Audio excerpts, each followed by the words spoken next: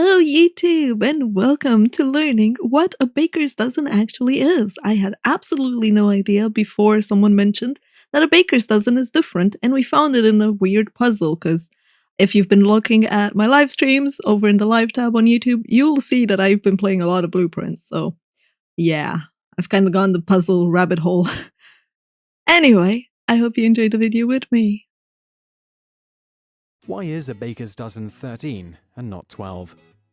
There are three main theories for why a baker's dozen is 13 instead of 12, but most think it has its origins in the fact that many societies throughout history have extremely strict laws concerning bakers' wares. This is so shocking to me. It's easy for bakers to cheat patrons and sell them less than what they It's so weird because I've never thought that bakers would cheat you. think they are getting.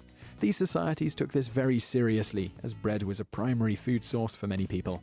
For example, in ancient Egypt, should a baker be found to cheat someone, they would have their ear nailed to the door of their bakery. That is so shocking still, if a baker was found what? to have sold a light loaf to someone, the baker would have his hand chopped off. What? Another example. What the? Oh.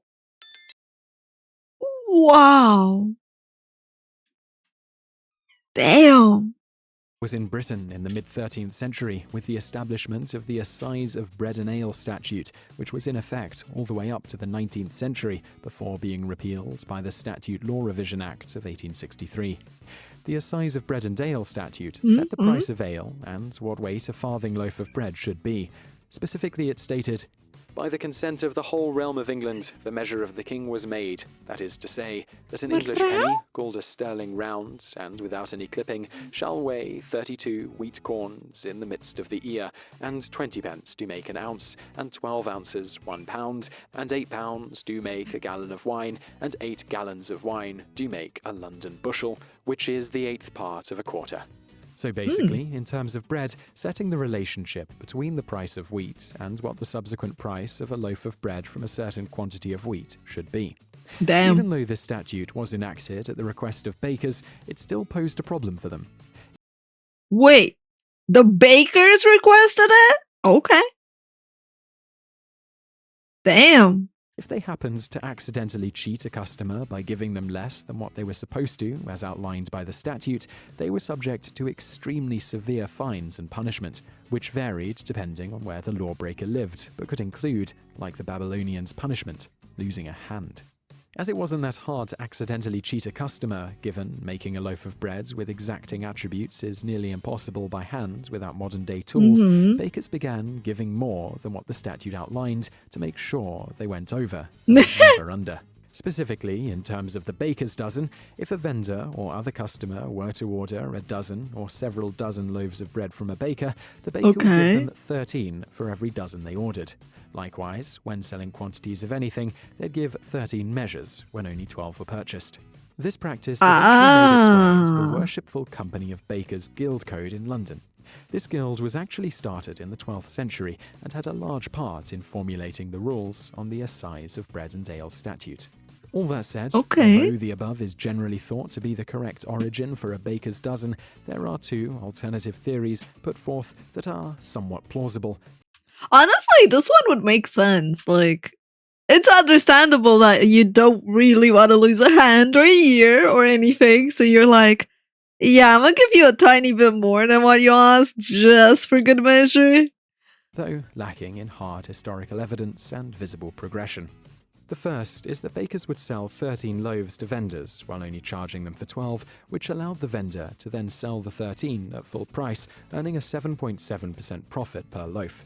So in this case, vendors were being given a sort of wholesale price, but without breaking the laws outlined in the Assize of Bread and Ale, which had no exceptions for allowing a cheaper price to vendors. This theory has some holes in it, but is somewhat plausible on the whole.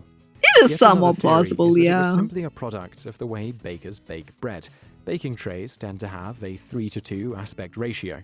The most efficient two-dimensional arrangement, then, of loaves, biscuits, etc. on a tray results in 13 items with a 4 + 5 + 4 hexagonal arrangement, which avoids corners. It was important to avoid corners because the corners Um, of a baking tray will heat up and cool off faster than the edges and the interior, which would uh-huh. result in not cooking anything on the corner evenly with the rest.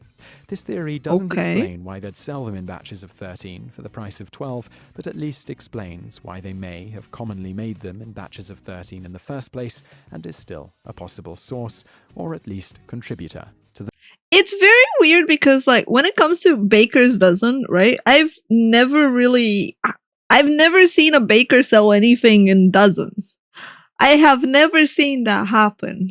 So for me, it's very shocking because I'm like, well, we don't really use dozen that often and that like the wording and yeah. I'm just like they used to actually sell 13 stuff. the baker's dozen, if it was fairly Marau! universal that bakers baked things in groups of 13, as is suggested by the theory. But in the end, I don't most like that historians think that theory. the first theory, that bakers simply were trying to make sure they didn't accidentally break any laws, is the correct one. Bonus facts. The term baker dates back to around the year 1000. Another term that meant the same thing from that time was bakester. The latter word is thought to have Bakester? referred to female bakers. This is similar to how a webster was a female weaver, with the ster ending implying a woman. From this, if your name Okay. is Baxter, you would have probably had a professional female baker somewhere up your family tree. Baxter is where the surname Baxter comes from.